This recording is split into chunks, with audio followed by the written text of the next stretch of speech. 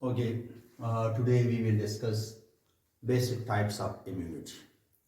Immunity के basic types या classification क्या है? तो immunity basically दो किस्म की है. One is known as innate or natural immunity or non-specific immunity. And the second one is known as acquired or adaptive or specific immunity.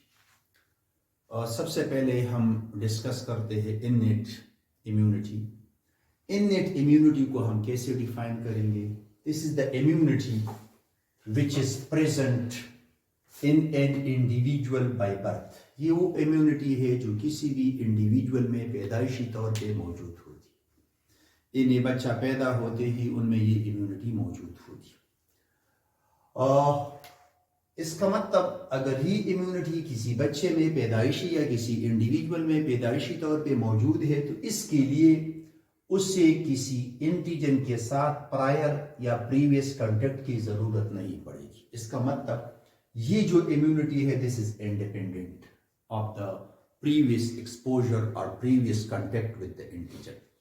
अगर किसी इंडिविजुअल की बॉडी का किसी एंटीजन के साथ पहले वास्ता पड़ा हो या न पड़ा हो, तब अगर वास्ता पड़ा भी हो तब भी इम्यूनिटी उसी तरह की होगी, अगर न पड़ा हो तब भी इम्यूनिटी उस तरह होगी, क्योंकि ये जो इम्यूनिटी होगी ये इम्यूनिटी नॉन स्पेसिफिक है. यानी इसमें जो सेल होंगे, इसके जो कंपोनेंट्स होंगे वो किसी खास एंटीजन के लिए खास स्पेसिफिक नहीं होंगे. अब इनके जितने भी कंपोनेंट होंगे वो हर एक पैथोजन हर एक एंटीजन को मारेंगे और उसको आइंदा के लिए याद रखने की जरूरत नहीं होगी. ये जो इम्यूनिटी है ये पैदाइशी है, इनहेरिटेड है. जिस तरह मुख्तलिफ किस्म के दूसरे प्रॉपर्टीज दूसरे कैरेक्टरिस्टिक पेरेंट्स से ऑफस्प्रिंग में मुंतकिल होते हैं, इनहेरिट होते हैं, ट्रांसफर होते हैं, उस तरह इननेट इम्यूनिटी भी पेरेंट्स से ऑफस्प्रिंग में ट्रांसफर होती है. तो इसको हम कहते हैं दीज आर इनहेरिटेड होती है. अब इनहेरिटेड है तो पैदाइशी है और इसके लिए इस इम्यूनिटी में चूंकि ये नॉन स्पेसिफिक है तो यहाँ पर किसी मेमोरी सेल के बनने के चांसेस नहीं है. यहाँ कोई मेमोरी सेल नहीं बनेंगे और न ये इम्यूनिटी का ये टाइप न किसी पैथोजन को आइंदे के लिए याद रखेगा. जब भी पैथोजन आएगा उसको जल्दी मारेगा और याद रखने के लिए मेमोरी सेल नहीं बनाएंगे. अब इस इम्यूनिटी में कौन कौन से लाइन्स ऑफ डिफेंस शामिल है? जिस तरह ऑलरेडी हमने पढ़ा था फर्स्ट लाइन ऑफ डिफेंस और सेकंड लाइन ऑफ डिफेंस ये कंपोनेंट्स से ये शामिल है. किसमें?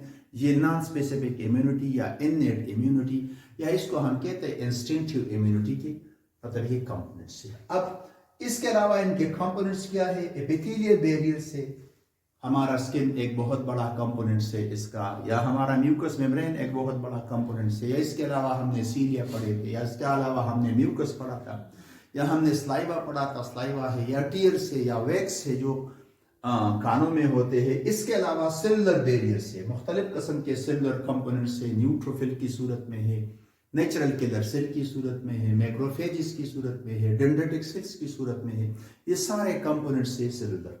या इसके अलावा कॉम्प्लीमेंट सिस्टम के तकरीबन 30 मुख्तलिफ प्रोटीन्स होते हैं वो इम्यूनिटी में रोल प्ले करते हैं, तो वो भी नॉन स्पेसिफिक इम्यूनिटी में आते हैं. या उसके अलावा दूसरे मुख्तलिफ किस्म के सॉल्युबल कंपोनेंट साइटोकाइंस थे या इंटरफेरोन्स वगैरह मौजूद होते हैं.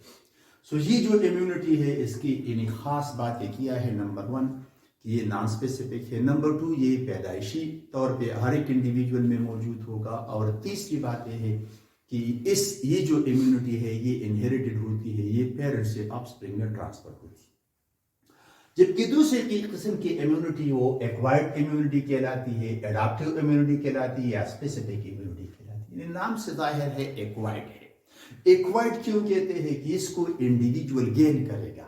इसको ये वो इम्यूनिटी है जिसको इंडिविजुअल गेन करता है, ऑब्टेन करता है. कब? जिंदगी के दौरान, इन ड्यूरिंग लाइफ. पैदाइश के बाद जिंदगी के दौरान वो गेन करेगा. लेकिन कब गेन करेगा? अगर वो एक्सपोज हो जाए, अगर उसका कांटेक्ट आए किसी खास एंटीजन के साथ. अगर किसी खास एंटीजन के साथ उसकी बॉडी का कांटेक्ट आएगा तब वो ये इम्यूनिटी गेन करेगा. हो सकता है पूरी जिंदगी किसी खास एंटीजन के साथ उसका कांटेक्ट ना हो तो फिर इन्हीं खास एंटीजन के लिए वो इम्यूनिटी गेन नहीं कर सकता. फॉर एग्जांपल सिंपल बात करते हैं, हेपेटाइटिस बी वायरस से अगर किसी इंडिविजुअल के बॉडी पर वो अटैक करेगा तो उस इंडिविजुअल की बॉडी में हेपेटाइटिस बी वायरस के खिलाफ एंटीबॉडीज बनेंगी। अब वो एंटीबॉडीज सिर्फ हेपेटाइटिस बी के वायरस के लिए स्पेसिफिक होगी। अगर किसी इंडिविजुअल पर हेपेटाइटिस बी वायरस अटैक न कर ले तो पूरी जिंदगी वो हेपेटाइटिस बी के लिए इम्यूनिटी गेन नहीं करेगा। हाँ, अगर हम आर्टिफिशियली आगे हम पढ़ेंगे कि आर्टिफिशियल तरीके से भी हम कर सकते हैं, लेकिन अगर वास्ता न पड़े तब वो ये इम्यूनिटी गेन नहीं करेगा। तो इस इम्यूनिटी को हासिल करने के लिए इंडिविजुअल को एक्सपोज करना पड़ेगा। किसके लिए? खास एंटीजन के लिए। जिस एंटीजन के लिए वो एक्सपोज होगा उस एंटीजन के लिए वो इम्यूनिटी गेन करेगा। ऐसे इम्यूनिटी क्या कहलाएगी? एक्वायर्ड। इन ये पैदाइशी नहीं हो सकती, ये इनहेरिट नहीं हो सकती, इन ये पहले से मौजूद नहीं होंगी। इनको गेन करने के लिए एक्वायर्ड करना पड़ेगा, इनको एक्सपोज करना पड़ेगा किसी खास एंटीजन के लिए। अब ये जो इम्यूनिटी है इसके दो मेजर कंपोनेंट्स है। एक इसका टी लिम्फोसाइट्स है, और टी लिम्फोसाइट्स में मुख्तलिफ किस्म के टाइप्स ऑलरेडी हम पढ़ चुके थे कि साइटोटॉक्सिक टी सेल थे, हेल्पर टी सेल थे और सप्रेसर टी सेल थे, और हर एक का अपना रोल था। और इसके अलावा एंटीबॉडीज है। Although antibodies are produced by specialised differentiated B cell known as plasma cell, और वो प्लाज्मा सेल एंटीबॉडीज। तो यहाँ जो टी सेल्स होंगे they will be antigen specific, यहाँ जो एंटीबॉडीज होंगे again they will be antigen specific. तो एंटीजन स्पेसिफिक इसलिए है कि वो एंटीजन आएगा तो उसके खिलाफ खास किस्म की एंटीबॉडीज बनेंगे, और जब खास किस्म की एंटीबॉडीज बनेंगी तो इंडिविजुअल एक्वायर्ड करेगा इम्यूनिटी। अगर वो किसी इंडिविजुअल पर खास किस्म का एंटीजन अटैक नहीं करेगा तो एंटीबॉडीज नहीं बनेंगी और वो इम्यूनिटी गेन नहीं करेंगे। Okay, what are the different types of acquired immunity? Acquired immunity भी फर्दर दो किस्म की है। One is known as active acquired immunity and the second one is known as passive acquired immunity. जैसा कि नाम से जाहिर है एक्टिव एक्वायर्ड इम्यूनिटी, ये एक्वायर्ड इम्यूनिटी है, लेकिन इस इम्यूनिटी को गेन करने में किसी इंडिविजुअल के इम्यून सिस्टम का रोल क्या होगा? एक्टिव होगा। यानी the immunity gained by the active participation of the host own immune system। इन्हें जितने भी एंटीबॉडीज बनेंगे, जितने भी टी सेल्स बनेंगे, उनको बनाना किसका काम होगा? इस इंडिविजुअल या होस्ट के अपने इम्यून सिस्टम का काम होगा। अब यहाँ ये जो इम्यूनिटी है ये फर्दर दो किस्म की है। एक को हम कहते हैं इन्हें होस्ट का इम्यून सिस्टम दो तरीकों से एक्टिवेट होगा, इधर नेचुरल और इधर आर्टिफिशियल। इसका मतलब एक्टिव एक्वायर्ड इम्यूनिटी दो किस्म की है। एक को हम कहते हैं नेचुरली एक्टिव एक्वायर्ड इम्यूनिटी, दूसरे को कहते हैं आर्टिफिशियली एक्टिव एक्वायर्ड इम्यूनिटी। इन्हें हम एक्टिव एक्वायर्ड इम्यूनिटी नेचुरल तरीके से भी गेन कर सकते हैं और आर्टिफिशियल से। नेचुरल तरीके से गेन करने का मतलब ये है कि अगर कोई नेचुरल इन्फेक्शन, कोई नेचुरल पैथोजन, कोई नेचुरल वायरस, कोई नेचुरल डिजीज किसी इंडिविजुअल पर अटैक करे। नेचुरल इन्फेक्शन का मतलब ये है, फॉर एग्जांपल हेपेटाइटिस बी का वायरस है, वो किसी इंडिविजुअल पर अटैक करे तो नेचुरल इन्फेक्शन होगा। अब उस इंडिविजुअल के बॉडी में उसके खिलाफ एंटीबॉडीज बनेंगे, उसके बॉडी में उसके खिलाफ मेमोरी सेल बनेंगे। बीमारी जब ठीक हो जाएगी तो इंडिविजुअल इसके लिए इम्यून हो जाएगा। तो इस इम्यूनिटी को गेन करने में ये इम्यूनिटी एक्टिव पार्टिसिपेशन से गेन हो गई, लेकिन इन्फेक्शन क्या था? नेचुरल था। ऐसे इम्यूनिटी क्या होगी? लॉन्ग लास्टिंग होगी, क्योंकि इसमें दोनों किस्म के इम्यून रिस्पांस होंगे। इसमें सेलुलर इम्यून रिस्पांस भी होगा और इसमें ह्यूमरल इम्यून रिस्पांस भी होगा। सो ये इम्यूनिटी नॉर्मली जाहिर बात है, इस इम्यूनिटी में रिस्क होगा। अगर इंडिविजुअल पर नेचुरल इन्फेक्शन अटैक करेगा तो इंडिविजुअल में बीमारी पैदा हो सकती है, इंडिविजुअल उस बीमारी से मर सकता है। इसलिए हमारे पास दूसरा ऑप्शन मौजूद है artificial. Artificially active acquired immunity में हम क्या करते हैं? किसी कोई इंडिविजुअल इस तरीके से भी इम्यूनिटी गेन करेगा और इम्यूनिटी की गेन करने में उस इंडिविजुअल के इम्यून सिस्टम का रोल इसमें भी एक्टिव होगा, लेकिन इसमें नेचुरल इन्फेक्शन नहीं होगा। Natural virus, natural pathogen, natural bacteria attack नहीं करेगा, बल्कि उसकी जगह हम क्या करेंगे? वैक्सीन देंगे। वैक्सीनेशन।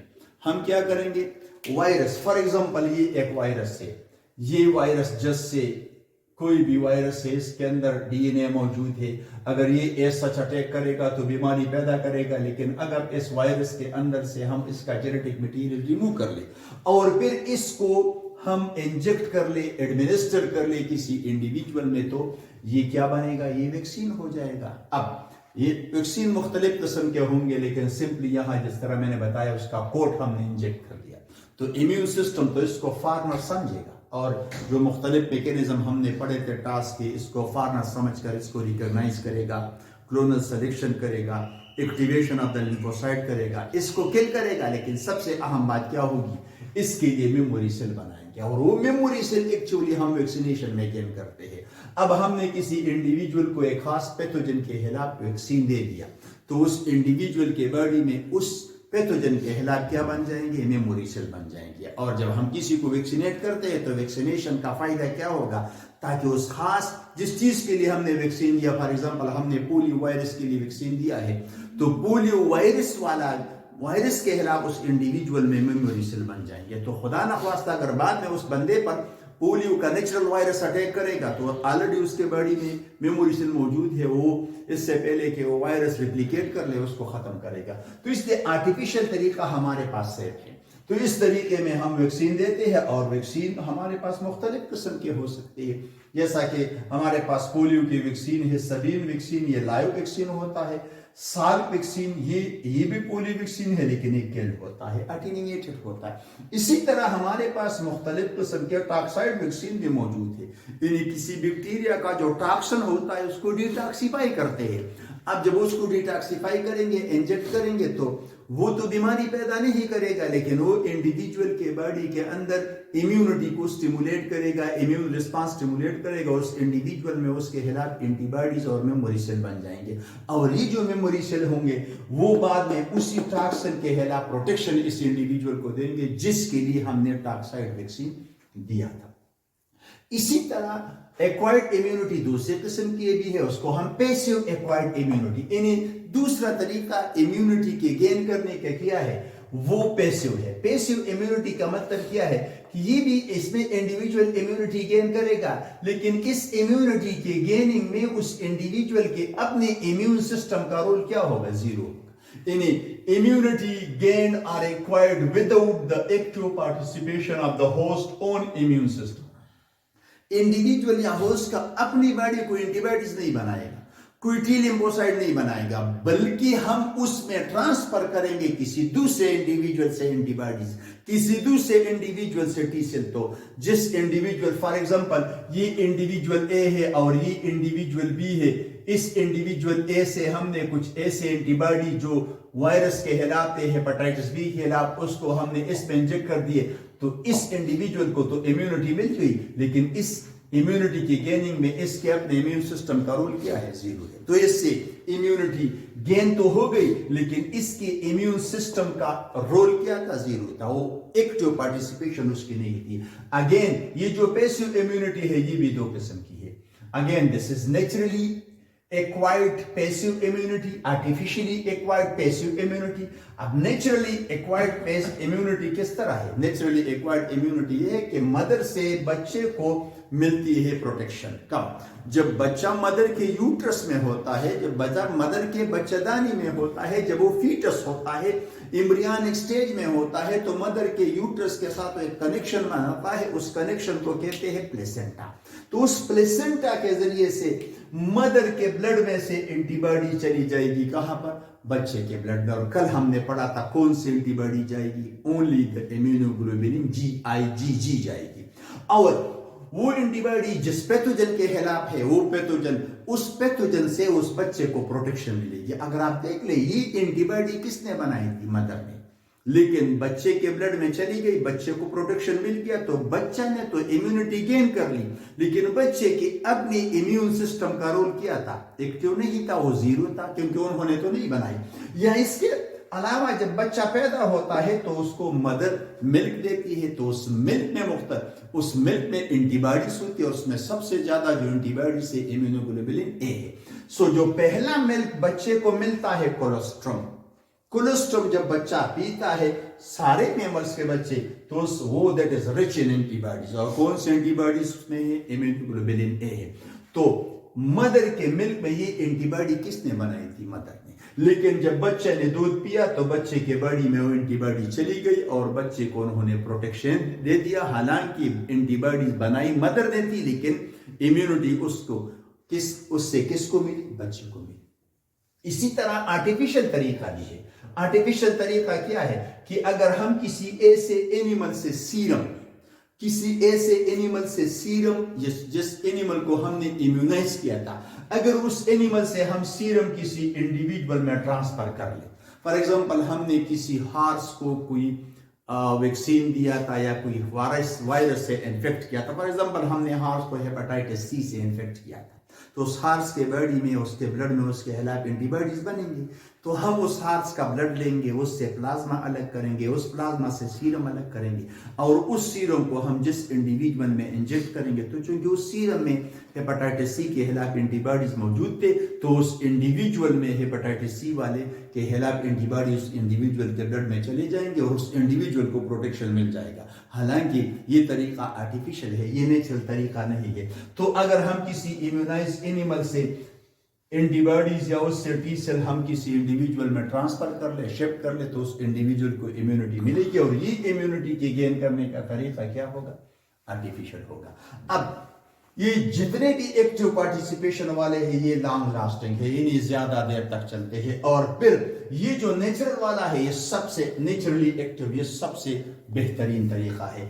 इसी तरह नेचुरल पैसिव जो एक्वायर्ड इम्यूनिटी है ये टेम्पररी होती है, मतलब है कि ये उतने दिनों तक इस इंडिविजुअल को प्रोटेक्शन मिलेगी जितने दिनों तक उसके ब्लड में वो मदर वाली एंटीबॉडीज मौजूद है, या उसके ब्लड में जो इम्यूनाइज एनिमल से हमने एंटीबॉडी उसमें शिफ्ट किए थे, ट्रांसफर की थी, वो मौजूद होगी, तब तक वो इम्यून रहेगा। जब ये एंटीबॉडीज खत्म हो जाएंगी, प्रोटेक्शन इस इंडिविजुअल में खत्म हो जाएगी।